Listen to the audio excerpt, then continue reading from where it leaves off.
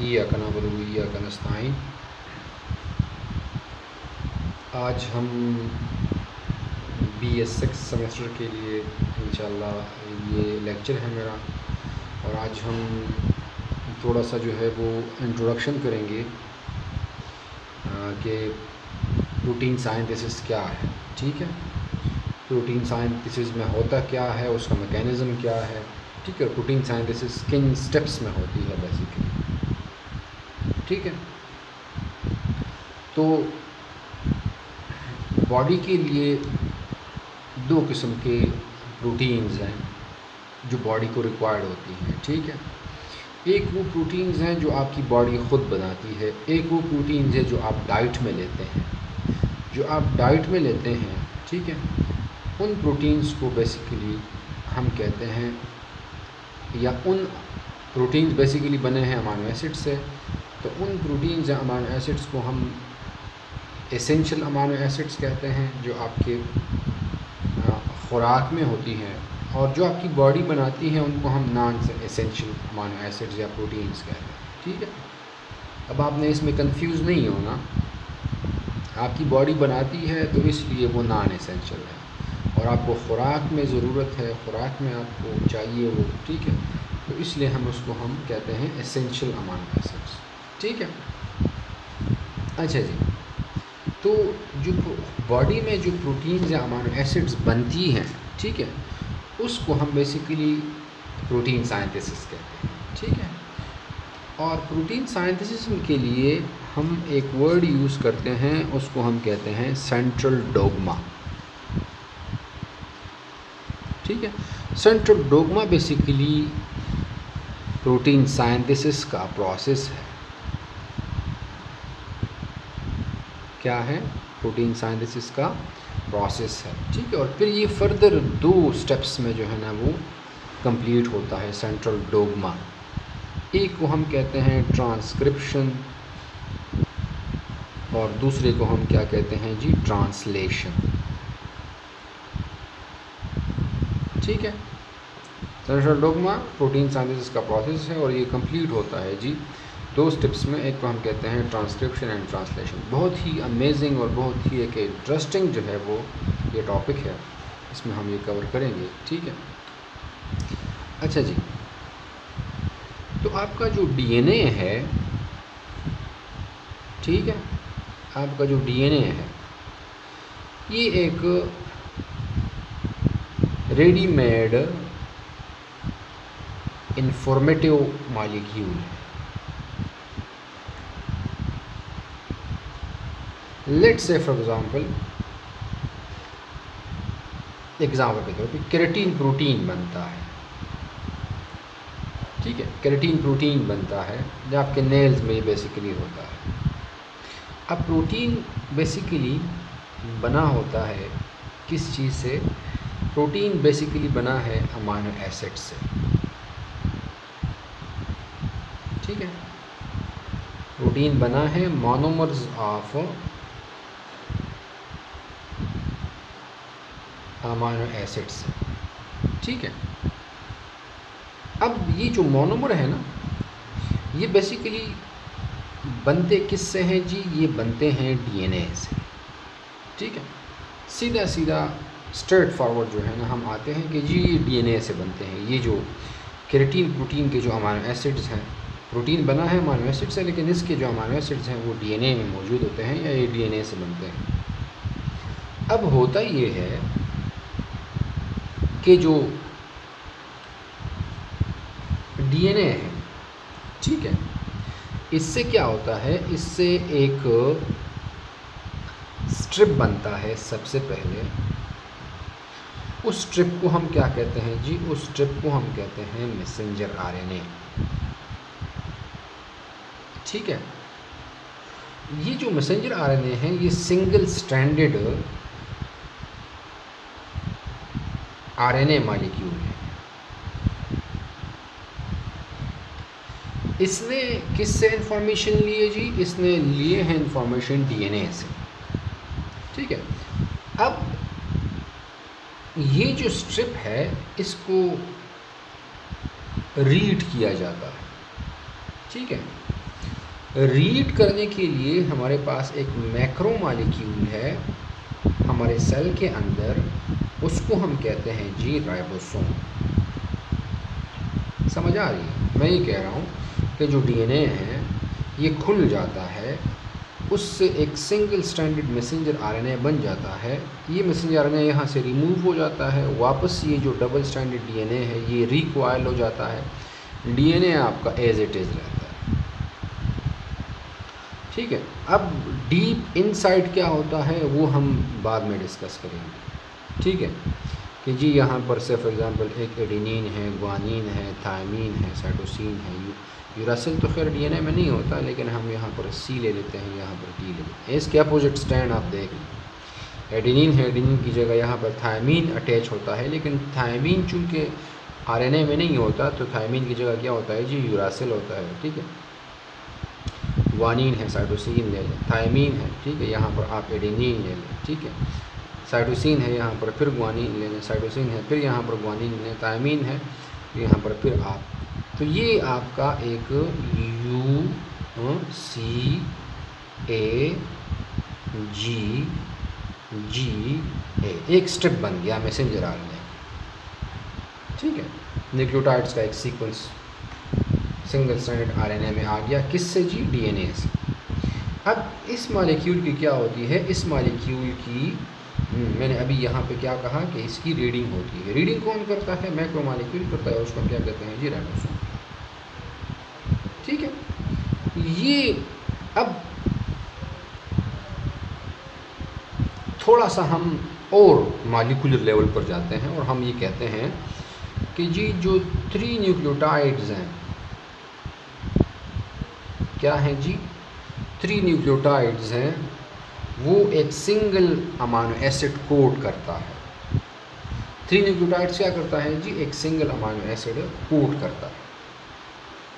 इसी तरह एक 3 न्यूक्लियोटाइड्स, या इसको हम 3 न्यूक्लियोटाइड्स के मजमूए को हम क्या कहते हैं जी जेनेटिक कोड कहते हैं।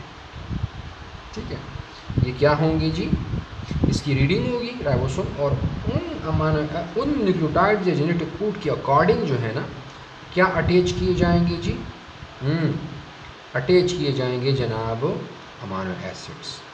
इसी तरह एक लॉन्ग पॉलीपेप्टाइड चेन बनेगा और उसको हम क्या कहेंगे जी, प्रोटीन कहेंगे। ठीक है, so this whole process is actually happening like this. ठीक है, अच्छा जी, आपने कुछ चीज़ें याद रखनी हैं, और वो चीज़ें क्या हैं, वो ये है कि मैंने आपको बताया कि सेंट्रल डोग्मा 2 स्टेप्स में कंप्लीट होता है। एक को हम कहते हैं ट्रांसक्रिप्शन। ट्रांसक्रिप्शन में क्या होता है, making of RNA molecule from double stranded double stranded DNA. ये जो आरएनए है ये बेसिकली मैसेंजर आरएनए कहलाता है। मैसेंजर आरएनए इसलिए कहलाता है क्योंकि मैंने आपको अभी बताया कि जो डीएनए है ये अनकॉइल होके इससे एक सिंगल स्ट्रैंड बन जाता है। अब इसमें इंफॉर्मेशन होती है, इंफॉर्मेशन मैसेजेस होते हैं, इंफॉर्मेटिव मैसेजेस होते हैं, किसके जी, डीएनए के। तो इसलिए हम इसको क्या कहते हैं, मैसेंजर आरएनए के। ये यहाँ से रिमूव होके यहाँ पर आ जाता है। से फॉर एग्जांपल ये सिंगल स्ट्रैंडेड मैसेंजर आरएनए। ठीक है जी, तो इस प्रोसेस को हम क्या कहेंगे, ट्रांसक्रिप्शन कहेंगे। जो दूसरा प्रोसेस है ट्रांसलेशन। ठीक है, ट्रांसलेशन जो है वो ऐसा अमल है कि जिसमें मेकिंग ऑफ प्रोटीन्स, या आप यहाँ पर अमाइनो एसिड्स भी लगा सकते हैं। किससे जी, मैसेंजर आरएनए से। जो मैसेंजर आरएनए बना है, मैंने आपको अभी यहाँ पर बताया कि जो मैसेंजर आरएनए बन जाता है उसकी रीडिंग होती है, कौन करता है ये रीडिंग? राइबोसोम करता है। ठीक है, मैसेंजर आरएनए बन जाता है, उस मैसेंजर आरएनए को रीड किया जाता है, राइबोसोम उसको रीड करता है, और फिर रीडिंग जो है वो in the form of what होती है? Reading in the form of genetic code होती है। ठीक है, लाइक AUGGUG। ठीक है, ठीक है, इसी तरह ATG। ओके, अच्छा जी, अब यहाँ पर अगर हम देखें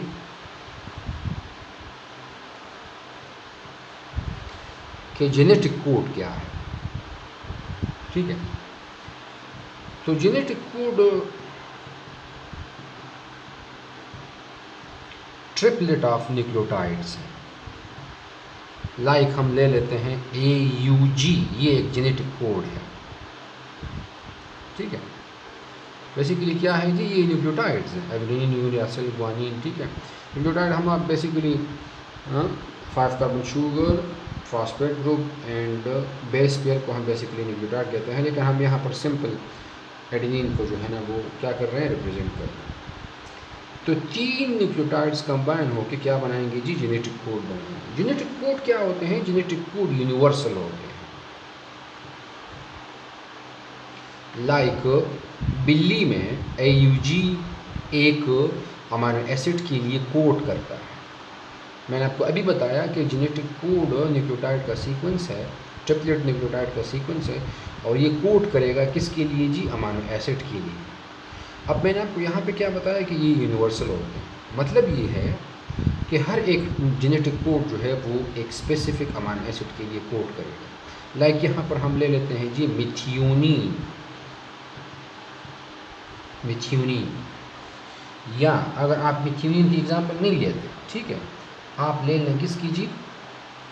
आप ले लें UUU की, ट्रिपल U की। ठीक है, ये भी एक जेनेटिक कोड है।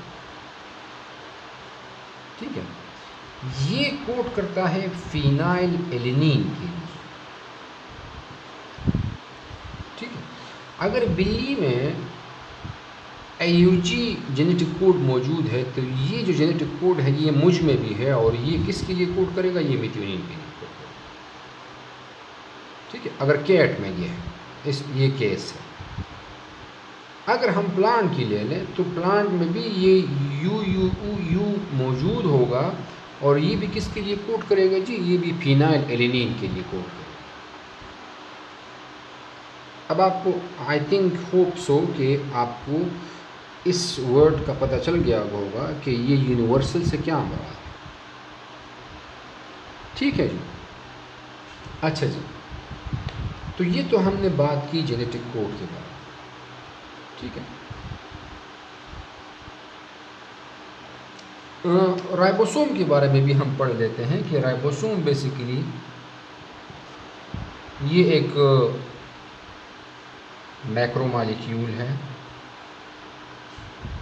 ठीक है, मैक्रोमॉलिक्यूल है जो कि मुश्तमिल होता है 3 से लेकर 5 किस्म के RNAs पर। अब इनके टाइप्स हम पढ़ेंगे। 3 से लेकर 5 किस्म के RNAs इसमें होते हैं, और राउंड अबाउट 5 to 90 किस्म के इसमें क्या होते हैं जी? प्रोटीन्स होते हैं। और ये बना है 2 यूनिट से, एक स्मॉलर सब यूनिट कहलाता है और दूसरा लार्जर सब यूनिट कहलाता है। ठीक है, राइबोसोम प्लांट और प्रोकैरियोट्स और यूकैरियोट्स में राइबोसोम की जो कंपोजिशन है वो डिफरेंट है। ठीक है, राइबोसोम 70S से बना है। ठीक है, किस में जी? ये प्रोकैरियोट्स में। और यूकैरियोट्स में ये 80S से बना है। प्रोकैरियोट्स में जो 70S है वो फिर फर्दर एक स्मॉलर सब यूनिट है, एक लार्जर सब यूनिट है। जो स्मॉलर सब यूनिट है वो 30S है, और जो लार्जर सब यूनिट है वो 50S है। जो यूकैरियोट्स हैं उसमें भी फिर फर्दर जो है ना वो 2 यूनिट्स हैं। एक स्मॉलर सब यूनिट है जो 50s पर मुश्तमिल है, 40s पर मुश्तमिल है, और एक लार्जर सब यूनिट है जो 60s पर मुश्तमिल है। अब आप सोच रहे हैं कि सर जी इसमें ये तो 40 और 60 कंबाइन हो के 100 हो गए, और यहाँ पर 30 और 50 कंबाइन हो के 80 होते हैं, यहाँ पर 70 है। तो नहीं जी, ये बेसिकली इसकी जो कह लें आपके जो डिस्कवरी है या उसकी जो केमिकल कंपोजिशन है, ये बेसिकली सिडबर्ग ने इसको डिटरमाइन किया था, ठीक है। और सिडबर्ग ने इन यूनिट्स को डिफ्रेंशिएट किया था on the basis of their sedimentation rate, ठीक है। वो ज़रूरी नहीं है, मैं आपको अभी सिर्फ जस्ट आपको एक आइडिया दे रहा हूँ, वो ज़रूरी नहीं है कि आप इसको अभी समझें, उसके लिए एक अलग सा लेक्चर होना चाहिए। वो उसने किया ये था कि राइबोसोम लिया था, ठीक है, राइबोसोम को उसने सेंट्रीफ्यूज किया था, और फिर इन पहले कंबाइनली राइबोसोम प्रोकैरियोट और यूकैरियोट राइबोसोम की कंबाइनली सेडिमेंटेशन रेट जो है ना वो मालूम किया था, फिर उनको अलहदा करके उसका सेडिमेंटेशन रेट जो है ना वो मालूम किया था। तो अगर हम से फॉर एग्ज़ाम्पल प्रोकैरियोट्स की ले लें तो individually completely as a whole prokaryotic ribosome के जो सेडिमेंटेशन रेट था वो 70 था, ठीक है। और जो एस है वो सिडबर्ग यूनिट है, सेडिमेंटेशन रेट। और जब इसको सेपरेट किया गया तो एक यूनिट का जो सेडिमेंटेशन रेट था वो 30 था, और दूसरे का जो सेडिमेंटेशन रेट था वो कितना था जी, 50।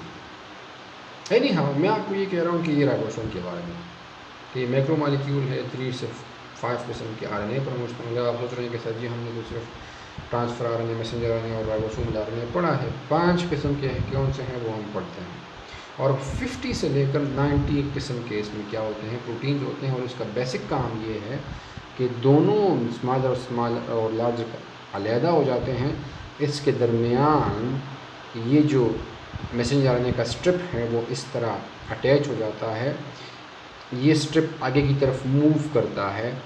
इस स्ट्रिप की ऊपर क्या मौजूद होते हैं, जेनेटिक कोड्स मौजूद होते हैं। राइबोसोम इसको रीड करता जाता है, और हर एक जेनेटिक कोड के अकॉर्डिंग यहाँ पर क्या लगाता जाता है जी, अमाइनो एसिड जो है ना वो लगाता जाता है। जैसे कि मैंने आपको यहाँ पर मेथिओनिन का बताया, ठीक है जी। अब अगर हम बात करें, ठीक है,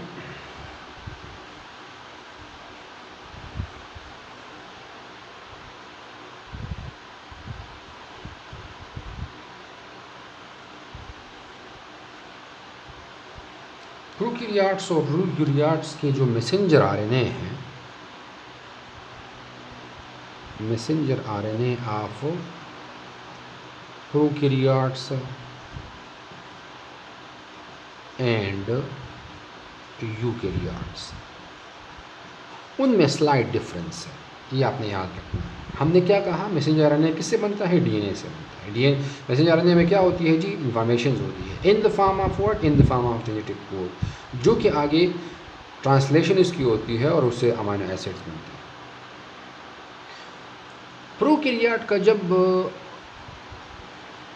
क्या बन जाता है जी, जो मैसेंजर RNA बन जाता है और उसके ऊपर जो जेनेटिक कोड होंगे, तो इसमें किसी किस्म की चेंजेस नहीं होगी, like UUGAGAUG।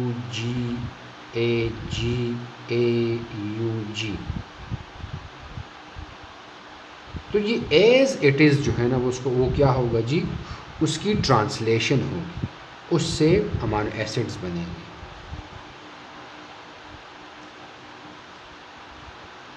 Eukaryotic messenger RNA की अगर हम बात करें, ये किससे बना है, ये मैसेंजर RNA ये DNA से बना है। यूकैरियोटिक मैसेंजर RNA की अगर हम बात करें, लाइक एग्जांपल के तौर पर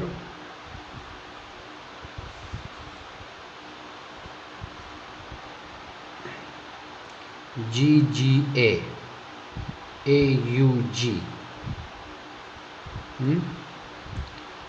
GAG AUU, लाइक एग्जांपल के तौर पर जो यूकैरियोटिक मैसेंजर आरएनए है, ठीक है, उसमें होता ये है कि ट्रांसलेशन से पहले, प्रोटीन सिंथेसिस से पहले इसमें चेंजेस की जाती हैं। वजह ये है कि इसमें कुछ ऐसे कोड्स होते हैं जो क्या होते हैं, जो नॉन कोडिंग होते हैं। लाइक एग्जाम्पल के तौर पर हम यहाँ पे ले लेते हैं GAG की, ये किसी किस्म का अमाइनो एसिड कोड नहीं करता, नॉन फंक्शनल होते हैं। तो हमने इसको क्या करना है, हमने इस मैसेंजर आरएनए से इसको निकालना है ताकि राइबोसोम को एक बना बनाया रेडीमेड बिल्कुल फुल फ्लेज क्या मिले, मैसेंजर आरएनए बने। अब ट्रांसलेशन कौन सा अमल था जिसमें डीएनए से मैसेंजर आरएनए बनता है। यूकैरियोट्स में जो डीएनए से मैसेंजर आरएनए बनता है उसको हम क्या कहते हैं, प्री मैसेंजर आरएनए कहते हैं।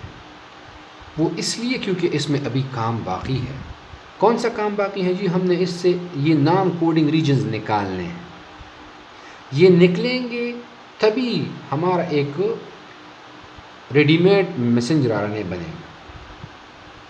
और प्रोकैरियोट्स में क्या होता है, प्रोकैरियोट्स में जनाब वाला इसमें किसी किस्म के नॉन कोडिंग रीजन्स नहीं होते। उनको हम क्या कहते हैं, एक्सॉन्स कहते हैं और इंट्रॉन्स कहते हैं, non coding and coding regions. और ये एक प्रोसेस के थ्रू होता है, उसको हम कहते हैं आरएनए स्प्लाइसिंग या मैसेंजर आरएनए स्प्लाइसिंग। स्प्लाइसिंग हम तोड़ने को कहते हैं। तो क्या किया जाता है जी, इससे ये नॉन कोडिंग रीजन जो है ना वो निकाले जाते हैं। ठीक है जी। अच्छा जी, अब हम आते हैं किसकी तरफ जी, टाइप्स ऑफ आरएनएस की तरफ। टाइप्स ऑफ आरएनएस की तरफ कितने हैं जी, 5 टाइप्स हैं इसके। एक तो जनाब वाला आपका क्या हो गया, मैसेंजर आरएनए, ठीक है।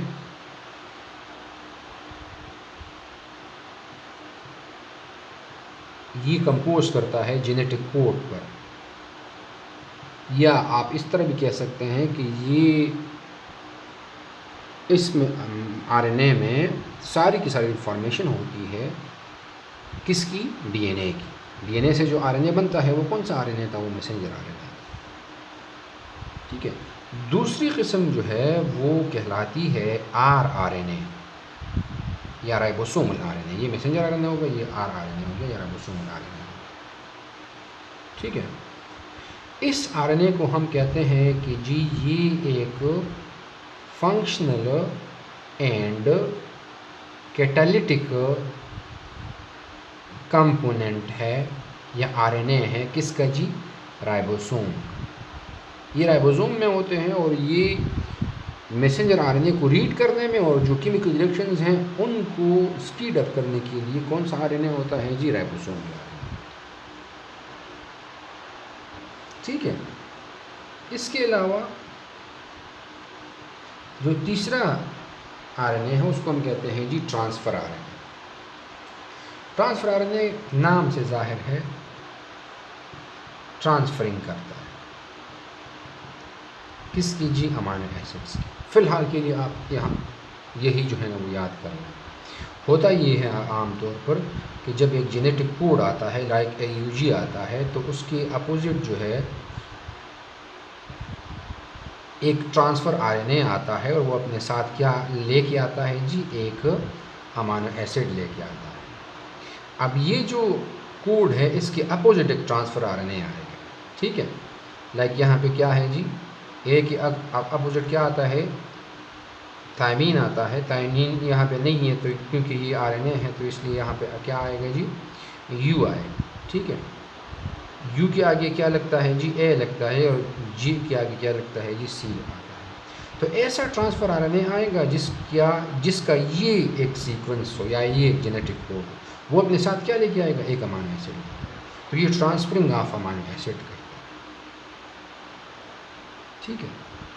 छोटी जो आरएनए है, ठीक है, उसको हम क्या कहते हैं, उसको हम कहते हैं माइक्रो आरएनए।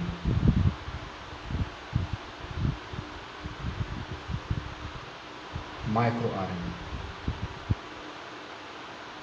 ठीक है, तो माइक्रो आरएनए 20 से लेकर 22 न्यूक्लियोटाइड्स पर मुश्तमिल होता है। ठीक है, और ये पोस्ट ट्रांसक्रिप्शनल मॉडिफिकेशंस करता है। ठीक है, ट्रांसक्रिप्शन के बाद जो मॉडिफिकेशंस है उसकी जो मॉडिफिकेशंस हैं, सॉरी, जो ट्रांसक्रिप्शन के बाद जो इवेंट्स होते हैं उसकी जो इवेंट्स को कंप्लीट कौन करता है जी? ये एक है SNRNA। वो आप लोगों ने मुझे कमेंट सेक्शन में बताना है कि इसका क्या काम है। ठीक है, आज के लिए इंशाल्लाह इतना ही काफ़ी था। आगे हम पढ़ेंगे जी जीन एक्सप्रेशन। ठीक है, अगर आप लोगों को इस टॉपिक के बारे में कोई इंफॉर्मेशन लेनी है तो इंशाल्लाह, या आपको किसी चीज़ की समझ नहीं आई है तो इंशाल्लाह आप कमेंट सेक्शन में बता दें मुझे। इंशाल्लाह I will help you out. Thank you.